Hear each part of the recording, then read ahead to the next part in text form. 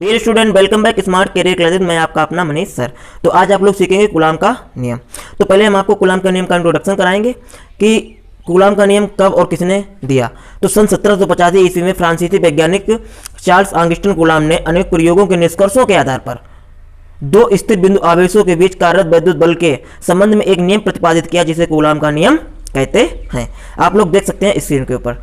ठीक है, इसके बाद में इसका नियम क्या होता है, तो पहले तो हम आपको बता देंगे, समझा देंगे, उसके बाद में आपको जो है प्रूव करके समझाएंगे। ठीक है, उसके लिए आपको वीडियो को लास्ट तक देखना है। और हाँ, अगर आप नए आए हैं तो वीडियो को लाइक कर देना, चैनल को सब्सक्राइब कर देना, बेल आइकन को भी दबा देना। आपको जिस टॉपिक का वीडियो चाहिए उस टॉपिक का कमेंट क्या है। इस नियम के अनुसार किस नियम के अनुसार? कूलाम के नियम के अनुसार दो स्थिर बिंदु आवेशों के बीच कार्यरत वैद्युत बल, दोनों आवेशों के परिमाणों के गुणनफल के अनुक्रमानुपाती तथा उनके बीच की दूरी के वर्ग के व्युत्क्रमानुपाती होता है।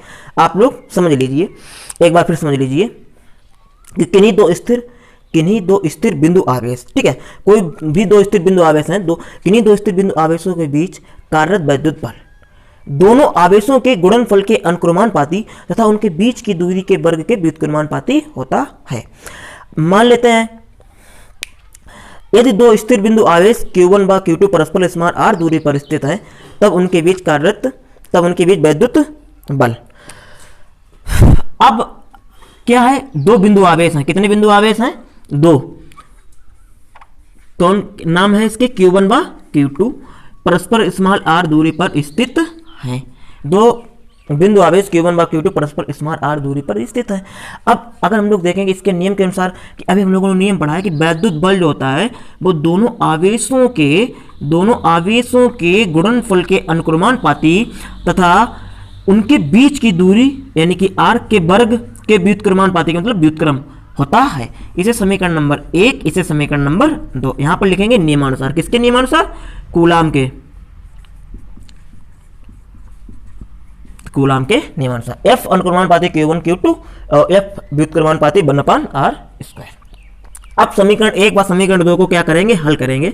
समीकरण 1 व समीकरण 2 से जब समीकरण 1 व समीकरण 2 को हल करेंगे तो F अनुक्रमानुपाती हो जाएगा Q1 Q2/r²। F अनुक्रमानुपाती Q1 Q2/r²। जब भी हम अनुक्रमानुपाती का चिन्ह हटाते हैं तो कोई ना कोई नियतांक तो जो यहाँ पर नियतांक आएगा वो नियतांक आएगा K Q1 Q2/r²। यहाँ पर क्या है, यहाँ पर लिखना होगा, यहाँ K एक नियतांक है,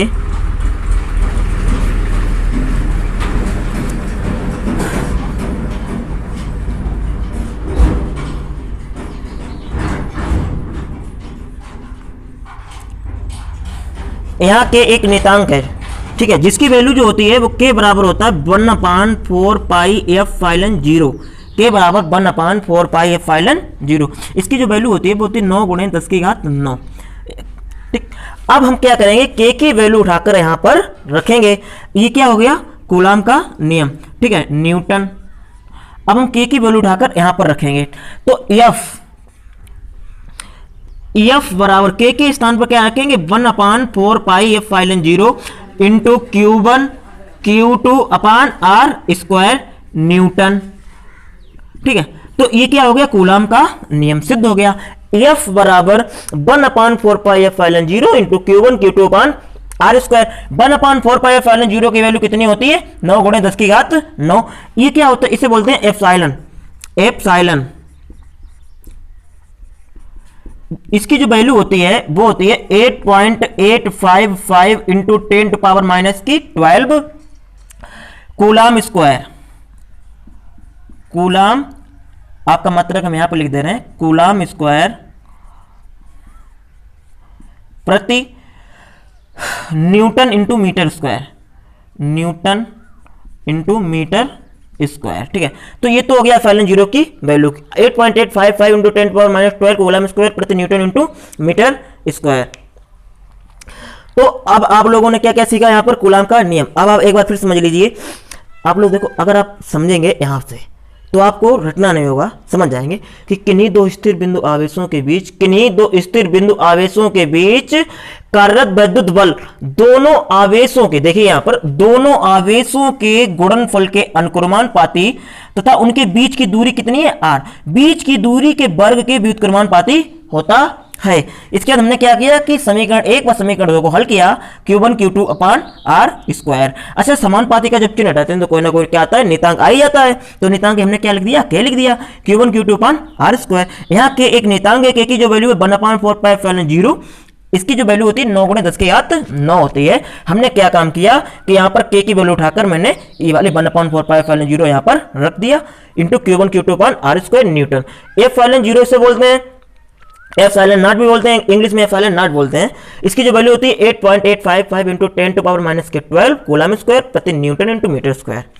अगर आपको कूलम का नियम समझ में आया है तो वीडियो को लाइक कर देना और कमेंट में बताइए कि आपको किस टॉपिक का वीडियो चाहिए। चैनल को सब्सक्राइब कर देना, बेल आइकन को भी दबा देना, जिससे कि आने वाली नोटिफिकेशन आप तक बिल्कुल टाइम पे पहुंच जाए।